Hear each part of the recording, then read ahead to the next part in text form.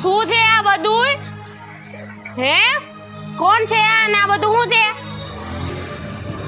બા આ છોકરો ભૂખ્યો થયો તો ઈ કહે છે મને ખાવાનું દે તો મેં આપ્યું થોડું. તો ભૂખ્યો થયો તો ઈ એને મા બાપ પાસે જઈને ખાઈ લે. અહીંયા શું છે? આપણે કઈ ધર્મશાળા ખોલી છે હે?